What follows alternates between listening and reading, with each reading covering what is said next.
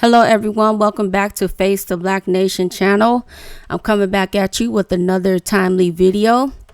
Alright, so I'm pretty sure that by now we are all familiar with Scott Adams, who is the Dilbert cartoon creator. And we know that he made a racist monologue probably about a month ago when he said, I don't think it makes any sense as a white citizen of America to try to help black citizens anymore. Well, number one, since when has white people tried to help black people in America? Because the last time I checked, they tried to do away with black people in America. So the reason why I am bringing this up is because the same guy, not the same guy, but there's somebody else, Ben Stein.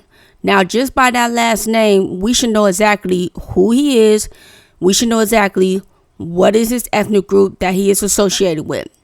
Just by that name, Stein, just by that name. And I'm not going to say it because I don't want my video to be flagged on my page taken down.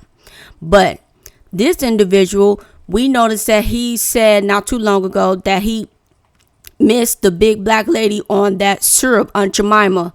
The front of that Aunt Jemima syrup, and everyone has called that out because it is a disrespect. And the reason why it is disrespectful is because according to white society, they view black women who are mammies, which is in a negative stereotype, that they're usually overweight. They always do the bidding of what Massa always says. These are the ones that took care of Massa children, even if they didn't want to. And these are the ones who Massa had his way with whenever he wanted.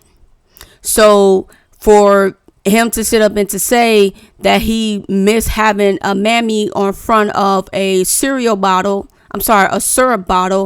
is very disrespectful. But now he's really the clear-eyed guy, with him and his monotone voice, not having a pitch. Well, he's over here, Ben Stein is over here saying something even more derogatory, even more disrespectful to the black community. Now, this is what he has said about black people. He said this: when I was a child, we would drive by the neighborhoods, almost all black people, and they looked so raggedy and sad, and their neighborhoods was so run down and miserable. Let me stop right there. We all know about redlining. If you don't know about redlining, there is a book called Redline that I do suggest that you will actually buy it and go over it. In that book, it goes into grave details as to how the government, this very U.S. government, has created the ghettos that we see in our community. Our community used to did not be ghettos. Our communities used to be thriving. Our communities used to be something good to look at and all of that. But once the government has came in and set up redlining, making sure that we were out from moving to certain areas, making sure to remove resources from the area where black people are more so congregated, well, it created the ghettos. And not only just that, like I said, they remove all of the resources out from the black communities, which they are run down and dilapidated looking. So for him to sit up and to say that the neighborhoods look so run down and miserable, you have to ask yourself, why? Why is it that the neighborhoods look so run down and miserable? Have you ever thought about how white supremacy, the system of white supremacy, has done this on purpose?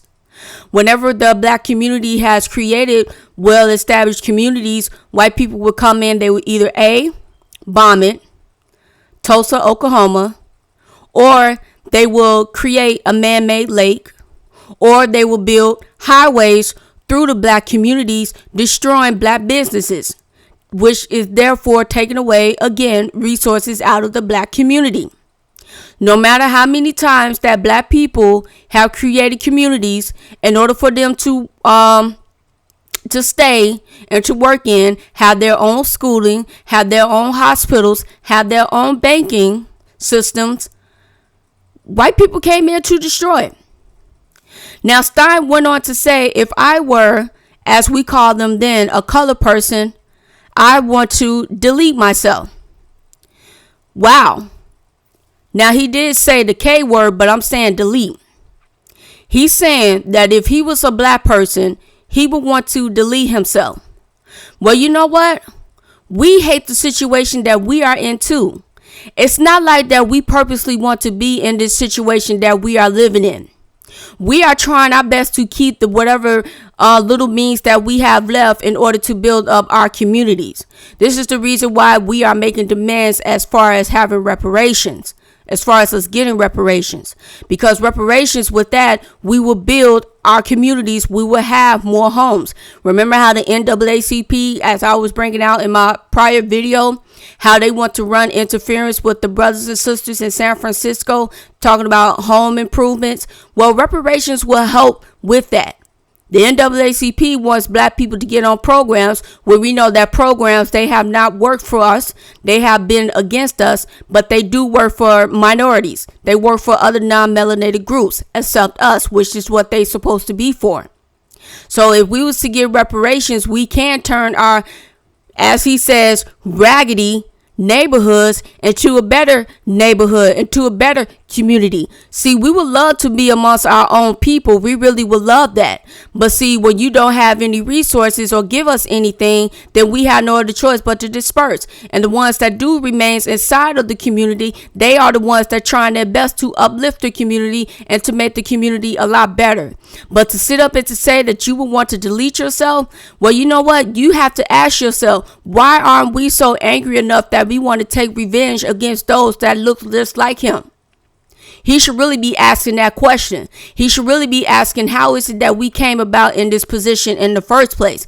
But see, these people are not going to ask that question, because it will all point back to white supremacy and as to the things that they have done in order to destroy us and to oppress us. Now, this guy went on to say something further. He said, now, ladies and gentlemen, if I woke up as a black person, I would think I have every opportunity to go to a really good school. I have every opportunity to live in a really good neighborhood. I have every opportunity to get a really good job. The whole system is now set up so I, as a black American, can have every chance at a good life.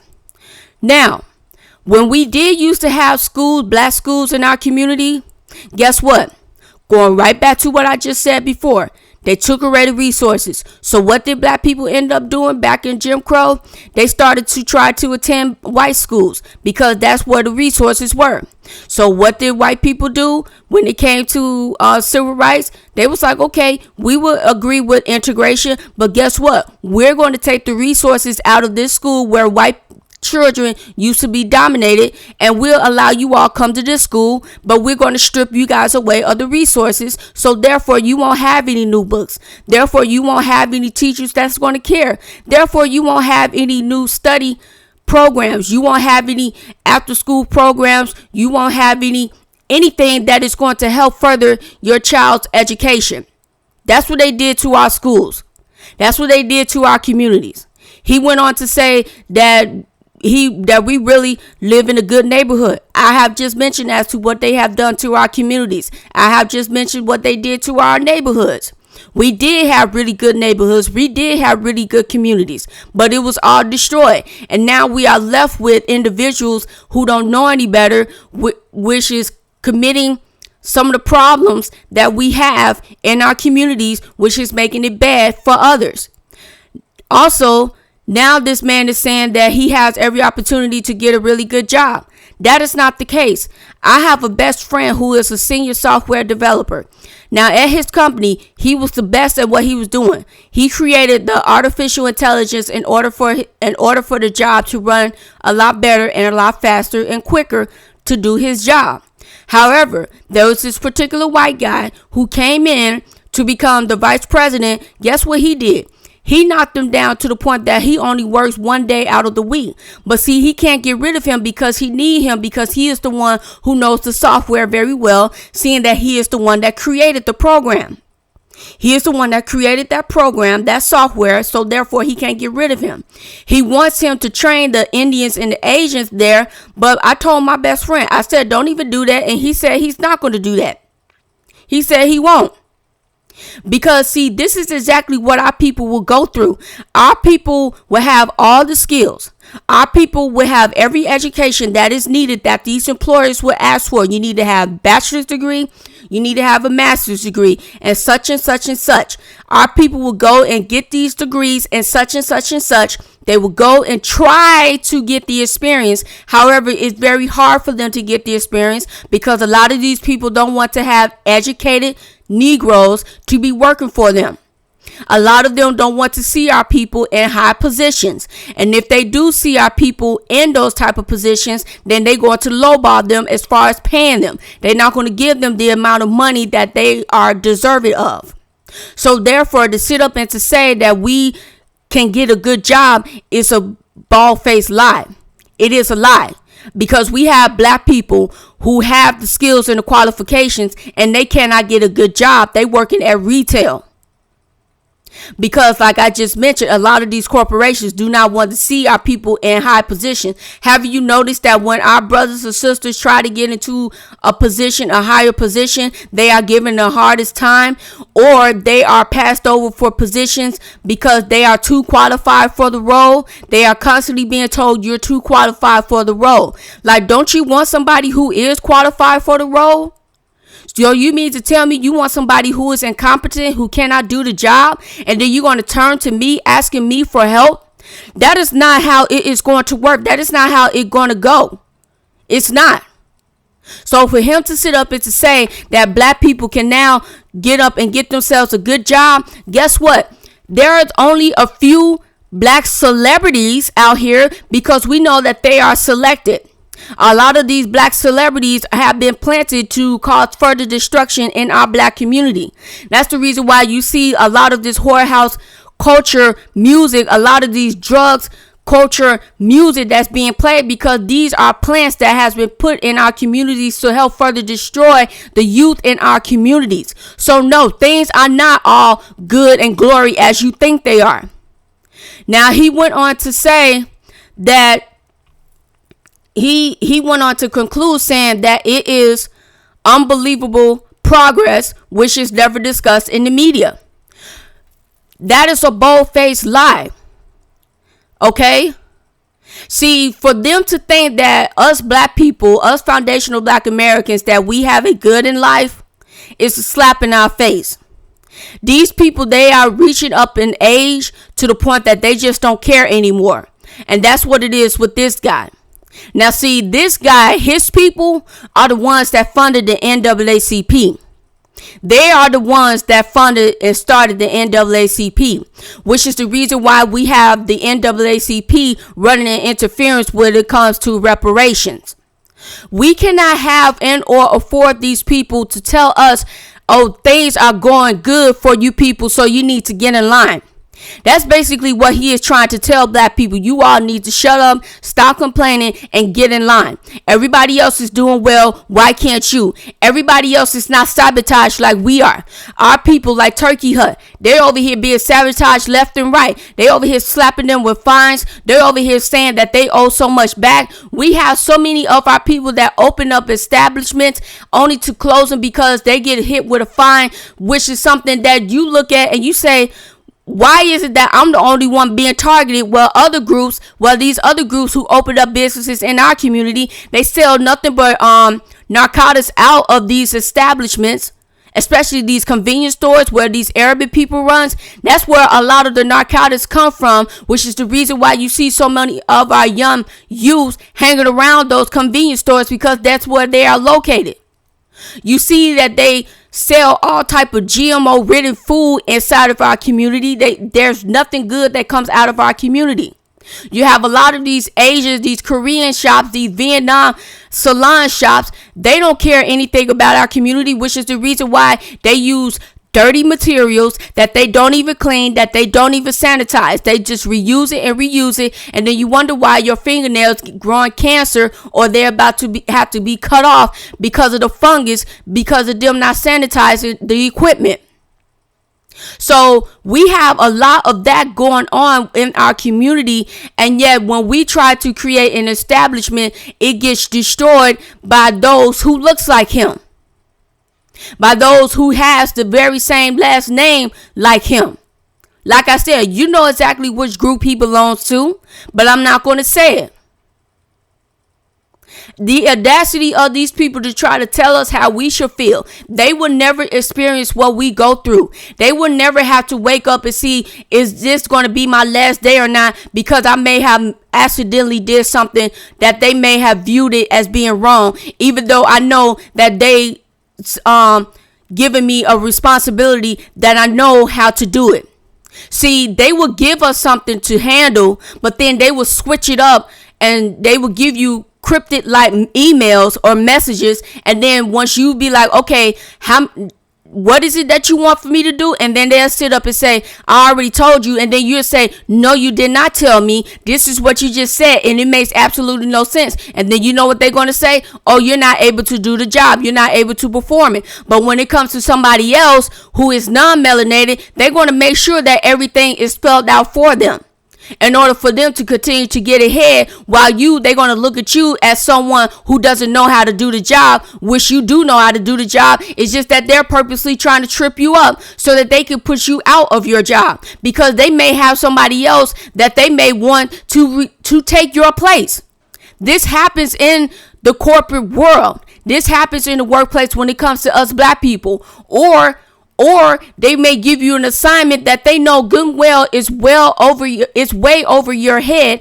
They know that you don't have the experience about it, but they'll still give it to you in hopes of tripping you up in order to get you out of that position, or to put you in a lower position, saying that, you know what, I knew I couldn't hire you for this role because you didn't know what you was doing. I relied upon affirmative action, even though affirmative action is not into play, or that diversity, equity, inclusion, which we know that they don't use that for us. They use that for every other group except for us. Affirmative actions is being dominated by white women. We know this. So for these individuals to sit up and to say that we have it good, they are just showing their rear end towards us, and they want us to kiss their behind in order for us to be able to get somewhere, but there's a glass ceiling over our head. They want us to reach a certain peak, but that is it. They always have their selected Negroes that they want to say, see here, look, they doing better. How come you can't do this? How come you can't do that? Look at the Africans. They doing better. How come you can't do this? How come you can't do that? Well, you know what? If you was to give us a scholarship that was designated for us, we would be able to go to college and get the education that we need at a reasonable price without us coming out of college with over $90,000 in debt versus them. And not only just that, if they was doing so much better, why in the world they can't take their skills and their knowledge over to their country in order for them to build that up? But they won't do that. See, they won't even discuss that, because they know good and well that it's better to have someone that they can use as a puppet to have to dangle in front of our faces and to say, look, they could do better than you, which we know that if they was doing oh so better, then their country would be the standard of living and everybody would be flocking to their country. But no one is trying to flock to their country because their country is poor. Donald Trump gave them two words to describe their country. It starts with an S, and the second one starts with an H. You know what that is. So this is what we have to feel, that we have to fight against, that we have to contend against. These other individuals, they, like I said in my previous video, Eric Adams, he wants to send in migrants, illegal immigrants in so many words, to college for 1 year for free. I pointed out in the same video as to the Starlight Scholarship that Rahm Emanuel, Chicago former mayor, which he specifically made that scholarship for illegal immigrants so that they can go to a city college for up to 2 years. I pointed that out. I pointed out the article where I got it from. I made sure that I read the information that was found in that article so that you could be able to look it up. But see, we're not given those opportunities. We're not given opportunities in order for us to advance, to be able to go to college. They also have it here in the city of Chicago. When I saw an advertisement on one of the bus when I was going to the dentist, and it was talking, and it had a Latino family talking about how they can help give them assistance to get the internet as well as get the assistance for ComEd, specifically for them. I kid you not. It was specified towards that group only. No one else. That's the reason why they had a Latino family on that advertisement. Not only just that, there is right now, I saw not too long ago, probably like a week ago, there was an advertisement for loans, home loans to be given to black immigrants. Like, really? How come we can't get anything? How come we can't get any loans? There are bank loans for housing loans for Latinos as well. I believe Wells Fargo is one of them, as well as Bank of America. I believe both of them, if I'm not mistaken. If I am wrong, correct me, but I really believe that they do have something that is designated just for them. How come we don't have anything for us foundational black Americans? We don't have anything that's going to help us to get ahead. We don't have anyone to sponsor us so that we can get ahead. It's very hard for us to get a business loan even when you have A1 credit. You can have the best credit in the world, but it's hard for you to be able to get yourself a vehicle. It's hard for us to be able to get a home loan. They make it very hard for us. The reason why, because they don't want us to be in a position of power. Because they know that when we are in a position of power, we accomplish a lot. We will excel in things that other people cannot excel in. Our people has created a bunch of inventions, over 2,000 inventions that everyone benefits from today. And I make sure that I post at least as much as I possibly can on my Twitter page to show as to what we have contributed and what our people are still contributing to. I make sure of this because we need to make sure that we keep our people information and what they have done in the forefront so that other people can see that. Because I am so sick and tired of people looking at us as being useless. These people are coming outside with their racism front and ready. Because why? Because we're talking about reparations. We're talking about us getting dollar amounts. That's what we're talking about. We're not speaking in tongues anymore. We're not tiptoeing around reparations anymore. We're letting it be known that this is what we need and this is the dollar amount. And they need to give this to us and they need to give us to us right now. We're not trying to have this can kicked down the road anymore. And I'm so sick and tired of seeing some of our own people that's talking about, oh, you're going to spend it on nonsense. Who cares? Let's stop focusing on the underbelly of the black community and focus on the ones that actually knows what they're going to do with the money that they are going to receive from the government. Because that is who we are going after. We are going after the government to do what is right for their U.S. citizens. We are citizens in this country. But people want to treat us like we are not citizens. And sometimes I want to say, if we was to say that we are not citizens, maybe we would get the benefits and everything that everybody else is getting. But I can guarantee you that that won't happen. I can guarantee you that they will shut down every program if we were to say, you know what, we want to be non-citizens as well, because non-citizens are getting every type of benefits that citizens are supposed to be receiving. They're getting loans. They are getting driver's license. They are getting cars. They're getting housing loans. They're getting whatever it is that they need in order for them to thrive. They're getting food stamps. They're getting Medicaid. They're getting Medicare. They're getting all of that. And they are non-citizens. I have already reported this. And I'm going to continue to report this in order to drive home the point as to how these individuals could come over here and they could get the assistance while we over here struggling and trying to survive. I want to see our people thriving. I'm tired of seeing our people surviving. The reason why we in constant survival mode is the reason why you see our people are on edge. When you are in survival mode, you are constantly on edge because you don't know what this person is going to do or around you. You just don't know. So you're constantly in survival mode. I want us to be able to get out of that mode and get into a thriving one where we are going to thrive. We need to teach our children that there's more to basketball playing. There's more to football playing. There's more to being a singer. There's more to being a hip hop artist. We need to teach our children to be doctors, to be lawyers, to be plumbers, to be electricians, to be carpenters, to be what else that they should be trying to be. Just trying to be an executive manager at whatever company, trying to be a business owner. That's it. Trying to be your own boss. Try to have your own car dealership. Try to be able to create anything that people says that is going to help society to move forward, because we know that white people numbers are dropping. And so with their numbers are dropping, and we know that more violence is going to come with that, because that's in their nature. When they see their threat of living, when they see their living is being threatened, that's when they come into survival mode. And then when they get into survival mode, everyone around them needs to watch out. This is according to their history. They always have been this way. This is the reason why you need to study their history.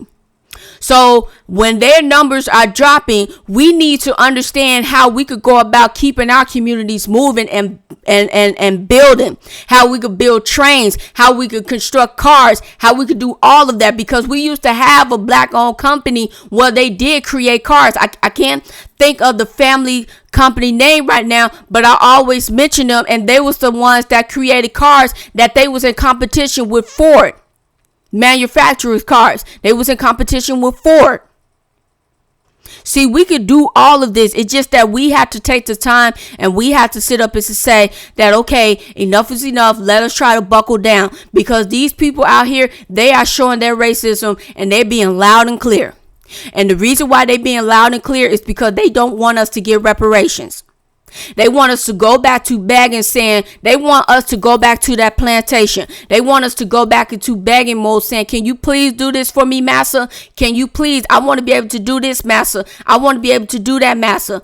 I need your permission so that I could be able to do this and that. No, we're not doing any of that. Those are the days of old, and they long and gone. We are not doing any of that. So you need to get that. You need to strike that from your skull. You need to. I'm tired of these people and their racism. And yet you have people like Candace Owens want to sit up and say, or Kruger University want to sit up and say that racism doesn't exist. Racism does exist. It exists in every facet of our life. As far as the way, how much money we make, how much we bring home, the amount of work that we do, it affects all of us. The water, we have people. We have our people that don't have clean water, like Flint, Michigan, Jackson, Mississippi, and Baltimore. We have our people that don't have clean water. We have our people that's facing housing crisis. We have our people that's facing food shortages. That's what we have in our communities. We don't have grocery stores in our communities. And if we do have grocery stores in our community, it's riddled with food that is no good, that's not good for you. With a lot of GMO, a lot of Frankenstein food, which gives our people cancer. It gives our people all type of problems. But when you go into a white established community or a Latino, then you'll see Whole Foods, you will see Trader Joe's, you will see all of those good stores with all the fruits and vegetables and everything. And they try to make it expensive because they know that black people wants to go and shop there. And they know that it's going to be difficult for some of our people to purchase some of those items. They know this. See, it affects us in every type of way, as far as how we shop, where we need to go, where we need to drive. If you have a dealership in the hood, then the interest rates is going to be high. I mean, it's crazy. It is absolutely crazy as to how they deal with our people on a daily basis. This is what we have to face, and no other group has to face these problems. No other groups, when they create their communities, is the government, the federal government, saying, okay, we need to build a federal highway through your community. They're not doing any of that. They're allowing these people to thrive. They're allowing people who literally could come over from different cultures, from different countries, to come over here to get a business loan, open up a store in our community. Why? Because white people are not going to have them to open up an establishment in their community. They won't, because they don't want their community to see it run down with their folks. They don't want to see that. So they'd rather put them in our neighborhood. And then they bring all type of problems and drama with them. And then they take our money and they use that money and go back to put their children through college. That's what they do. So we need to change our outlook. We need to see that we have always been in a war, a race war with these people. And then I had one white person tell me that, oh, if y'all want to go to war, we could go to war, but you all are going to lose. And I told them, I'm like, we have always been in the war, and we were always going to be on top, no matter what. We have always been in the war with you people. Always. And we have always fought back at every step of the way. See, one thing about us is that we're not quitters. We are fighters. And the reason why is that we have to learn how to fight because of these people. We have always been humane, which is the reason why you could have a white person going to a black church and then they could delete everyone in there and the family members will sit up and say, oh, I forgive you, because we are some kind-hearted people. But when it comes to us dealing with us upon each other, then we're not, because we have been trained to do that.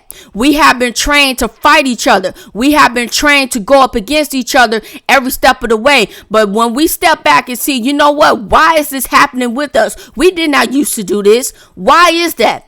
Then you'll understand as to what the power of the system of white supremacy is all about. Because if you do not understand white supremacy, then everything else will confuse you, as Neely Fuller has said, as well as Dr. Francis Quest Wilson has said. If you do not understand that, then everything will confuse you. Then you will sit up and say there is no racism. You will find a black person that will say that, oh, I can get ahead. How come you can't get ahead? You don't understand what it's like to be in the struggle, to be down in the dirt, to be down in the mud. And no matter how hard you try to work to get up, it seems like that you can't get anywhere. And the only way for you to get somewhere is that you got to kiss up to a white person. You got to give away your manhood or your womanhood to a white person in order for you to get somewhere. You should not have to sell yourself out like that in order for you to get somewhere. You should be able to go to school. You should be able to get your education, get your high school diploma, and you should be able to move forward. But you can't, because they put a lot of these Caucasian teachers inside of our elementary schools, and a lot of these Caucasian teachers don't care about our students, and they just be like, you know what, I don't care about you, go to detention. They'll tell the black boy go to detention, or they'll tell the black girl to go to detention as well, or I'm just going to pass you and be done with you. That's exactly what these people would do to our children. That's what they do to our kids, which is the reason why our kids do not know how to read. And on the flip side, we have a lot of our children that's coming from single family homes, and their mothers are not teaching their children or trying to help them with their homework. So we have a lot that we have to battle up against. And the reason why that we have a single family home, I have already went over this. This has been billions and billions of dollars has went into the destruction of the black families. I have went over this too many times before. So much has went into destroying the black families, which is the reason why if you destroy the family, you destroy the people, you destroy the race. And they're destroying us. They have destroyed us. But they continue to grind us into the meat grinder. That's what they continue to do. They're trying to get the next generation and grind them into the meat grinder as well. That's what they want to do. But we are trying to do everything that we possibly can. Those in the conscious community, those who really care about the black community, those who really want to see the black community advance, we're trying our best to save the next generation of our people by teaching them our history, by going after reparations, because we know that with reparations, it's going to fix a lot of the issues that we are facing today. We know that. So I had to come on here and to share my thoughts to this Ben Stein individual. And like I said, him and his people, we know exactly how they are and how they feel about us. We know exactly how they feel about us. And therefore, we should be turning our backs against them. You know what? No, we should be fronting them like a wall, standing up against them like a wall and not budging. We should not. We should not give a care as to how they feel or what they say about us, but we continue to push on forward straight, continue to be on code with each other so that we can progress as a group, so that we can help benefit our black communities.